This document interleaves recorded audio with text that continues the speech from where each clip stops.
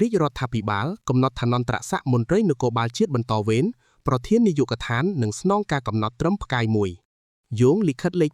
592 លូសចុះថ្ងៃទី14 ខែឧសភាឆ្នាំ2026របស់ក្រសួងមហាផ្ទៃលិខិតលេខ066 នូនហ្វា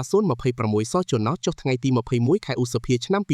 2026របស់ខុទ្ទកាល័យសម្ដេចមហាបវរធិបតីហ៊ុនម៉ាណែតនាយករដ្ឋមន្ត្រីនៃព្រះរាជាណាចក្រកម្ពុជាចំណាដ៏ខ្ពង់ខ្ពស់បំផុតរបស់សម្ដេចមហាបវរធិបតីហ៊ុនម៉ាណែតនាយករដ្ឋមន្ត្រី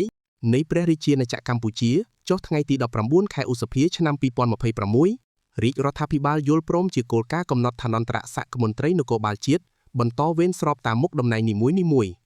ក្នុងរចនាសម្ព័ន្ធអគ្គស្នងការដ្ឋាននគរបាលជាតិនិងអង្គភាពនគរបាលថ្នាក់ប្រហាក់ប្រហែលដូចខាងក្រោមអគ្គស្នងការនៃអគ្គស្នងការដ្ឋាននគរបាលជាតិមានឋានន្តរស័ក្តិនាយឧត្តមសេនីយ៍ផ្កាយ4អគ្គនាយកនៃអគ្គនាយកដ្ឋាននានានិងថ្នាក់ប្រហាក់ប្រហែលមានឋានន្តរស័ក្តិឧត្តមសេនីយ៍ឯកផ្កាយ3អគ្គស្នងការរងនៃអគ្គស្នងការដ្ឋាននគរបាលជាតិមានឋានន្តរស័ក្តិឧត្តមសេនីយ៍ឯកផ្កាយ3អគ្គនាយករងនិងថ្នាក់ប្រហាក់ប្រហែលមានឋានន្តរស័ក្តិឧត្តមសេនីយ៍តូផ្កាយ2ប្រធានលេខាធិការដ្ឋាននិងប្រធាននាយកដ្ឋានកណ្ដាលមានឋានន្តរស័ក្តិឧត្តមសេនីយ៍តូផ្កាយ2អនុប្រធានលេខាធិការដ្ឋាននិងអនុប្រធាននាយកដ្ឋានកណ្ដាលមានឋានន្តរស័ក្តិឌូតឧត្តមសេនីយ៍ត្រីផ្កាយ1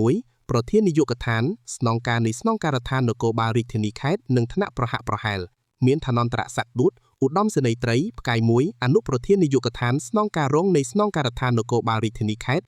និងថ្នាក់ប្រហាក់ប្រហែលមានឋានន្តរស័ក្តិវរសេនីយ៍ឯកស័ក្តិ5នាយការិយាល័យអធិការនៃអធិការដ្ឋាននគរបាលក្រុងស្រុកខណ្ឌនិងថ្នាក់ប្រហាក់ប្រហែលមានឋានន្តរស័ក្តិវរសេនីយ៍តូ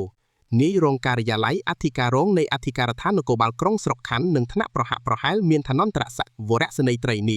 យប៉ុស្តិ៍នគរបាលរដ្ឋបាលឃុំសង្កាត់និងថ្នាក់ប្រហាក់ប្រហែលមានឋានន្តរស័ក្តិអនុសេនីយ៍ឯកនាយរងផ្នែកនាយរងប៉ុស្តិ៍នគរបាលរដ្ឋបាលឃុំសង្កាត់និងថ្នាក់ប្រហាក់ប្រហែលមានឋានន្តរស័ក្តិអនុសេនីយ៍តូ Like, share and follow more